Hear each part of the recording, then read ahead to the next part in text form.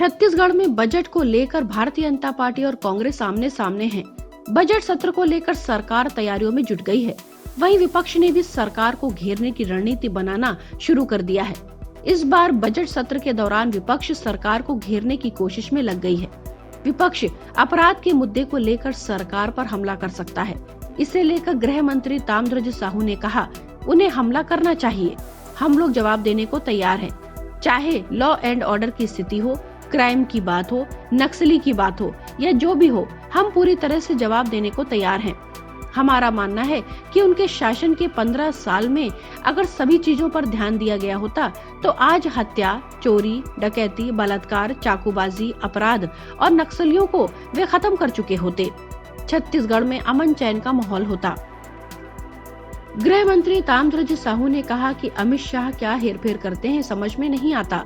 वो जो कहते हैं कि इतने आंकड़े हम लाएंगे, वहीं आंकड़े कैसे आ जाते हैं, यह हमारी समझ से बाहर है। हमारा मानना है कि जिस दिन से प्रियंका गांधी ने कमान संभाली है, उस दिन से कांग्रेस का ग्राफ जबरदस्त बढ़ा है। हिजाब विवाद को लेकर गृह मंत्री ताम्रध्वज साहू ने कहा, केंद्र सरकार ने नरेंद्र मोदी और अमित शाह बैठे हैं, फाइनल डिसीजन उनको ही करना है कि इसमें क्या हो। एक लाइन देना चाहिए ताकि पूरा देश उस पर अमल कर सके। राज्य सरकार और राजभवन में बढ़ती दूरी को लेकर ताम्रध्वज साहू ने कहा कि मैं समझता हूं कि बहुत ज्यादा तकरार की बात नहीं है। मुख्यमंत्री की स्पष्ट सोच है, जिनको छत्तीसगढ़ की जनता 3 साल से देख रही है।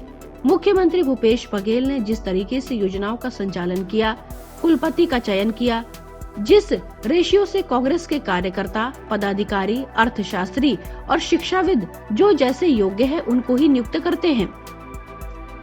वहीं नक्सलियों द्वारा सामान्य जनों के अपहरण और उनकी हत्या के मामले पर ताम्रध्वज साहू ने कहा कि नक्सल अभियान में पूरी तरह से हम कामयाब हैं। आप देख रहे हैं उनकी गतिविधियां कम हो गई हैं। यदि कोई सड़क पर चल रहा है और उसको कोई उठा ले तो हर जगह हर कदम पर तो तैनाती नहीं होती। कोशिश की जा रही है कि हर जगह ज्यादा से ज्यादा कैंप खोले जाएं, ज्यादा और बेहतर सड़कें बनाई जाएं, व्यवस्थाएं दुरुस्त की जाएं। वहीं रमन सिंह ने कहा है कि सत्र में 13 बैठकें होनी है, जिसमें बजट पास करना है, अलग अलग मुद्दों पर चर्चा भी करनी है। ये चर्चा से भाग रहे हैं क्योंकि इनके विभाग में कोई काम ही नहीं किया गया है। सरकार ने पिछले 3 साल में कोई ऐसा काम नहीं किया जिस पर चर्चा कर सकती हो। PWD, इरिगेशन, डेवलपमेंट, किसी तरह का कोई काम सरकार ने नहीं किया, इसलिए वह चर्चा से भाग रहे हैं। लेकिन सरकार को हम इतनी आसानी से चर्चा से भागने नहीं देंगे।